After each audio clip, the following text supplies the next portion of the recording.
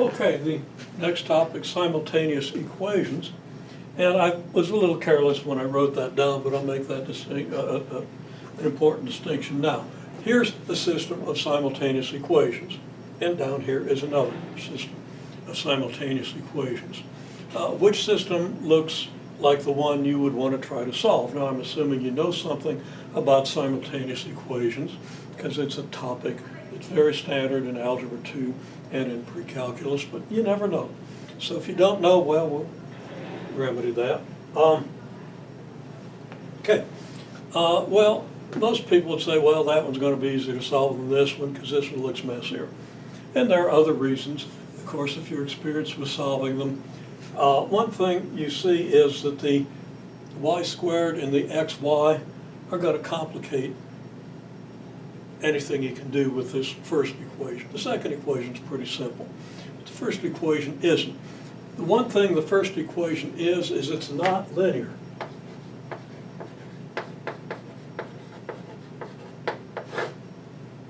Not linear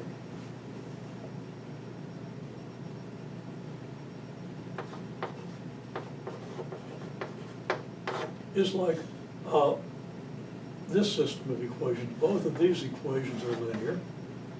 And also, this equation here is linear, but this equation is not linear. Linear means you just have a first power of x and a first power of y with coefficients and then some numbers. Coefficients of x and y, and then just plain old numbers on one side of the equation, the other, or both. Okay, so these are linear equations. You know that any of these three equations you could solve for y and get something in the form y equals mx plus b.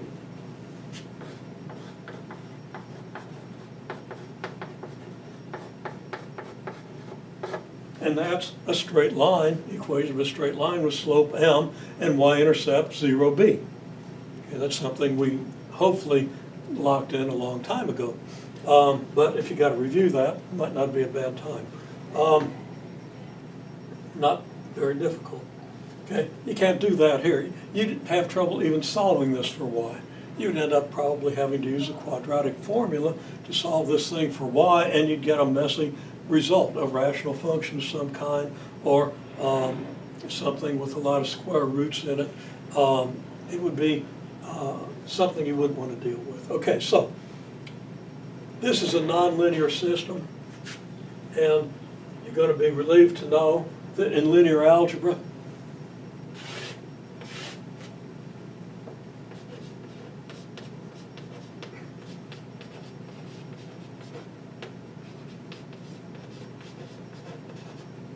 we don't deal with them. Okay? We do deal with linear systems. So, what I should have said was simultaneous linear equations, but that's one thing that we deal with. Now, there are a lot of things that we can do with simultaneous linear equations and relate them to vectors and the other aspects of linear algebra. One thing I'll say, that to solve this equation, how do we solve this equation? Got the equation 2x minus 5y equals negative 7, 4x minus y equals 2. Now I'm going to do this quickly, assuming you've seen it, but even if you haven't, it's not too hard to understand what we're doing.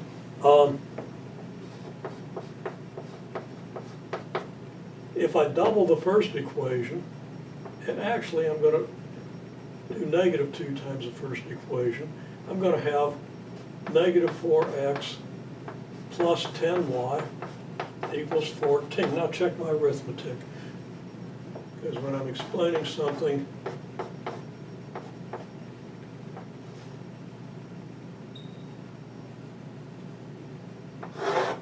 you never know.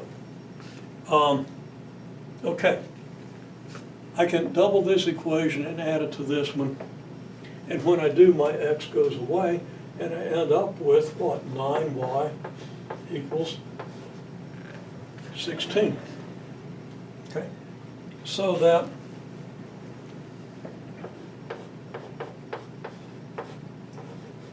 y equals 16 over 9. I can take that, and I'm not going to go through that, but I can take that and plug it into either of my equations. So I could get the equation 2x minus 5 times 16 ninths equals negative 7. That would be this equation. And then I can solve that. And I guess I'm actually going to go ahead and multiply through this equation by 9. I get 18x minus 5 times 16 is minus 80. And 9 times negative 7 is negative 63. So that 18x equals negative 17. And x equals negative 17 over 18. And I could plug this x and this y back into the other equation or into the original equation, preferably into both, to check and see whether that really works. Okay? So that's one way to solve a system of simultaneous equations. Now, what I just did, I could have done more efficiently by just writing out 2, negative 5, and negative 7, 4, negative 1, and 2. Okay? Understanding that there's an understood x in front, behind the first number, there's an understood y here, and there's an understood equal sign here.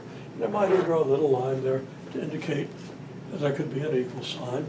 And then we're going to actually put brackets around this, and that makes this into a matrix, but you don't have to know what that is. Okay, and you understand that I could do the same operations. I could double this first row and multiply by negative 2. And then write the second row. Okay. And then I could add the 2 rows. Now when I add the 2 rows, I don't want to eliminate the first row. I'm going to leave that there. But I'll replace the second row by what I get when I add these 2. So negative 4 and 4 gives me 0, 10 and negative 1 gives me 9, 14 and 2 gives me 16. At this stage, I know that this stands for the equation 9y equals 16, with solution y equals 16 over 9. And then this, I could use this equation if I wanted to. It's equivalent to the first equation. And see what this stands for and figure out what x is. Now, there are a lot of other things I can do. And another thing you'll notice that's not particularly related to the general idea of simultaneous equations is when I write in this form, I've got columns. Each of these columns could actually be a vector. And sometimes these columns are a vector. Not necessarily in this context, but you have that idea. Okay?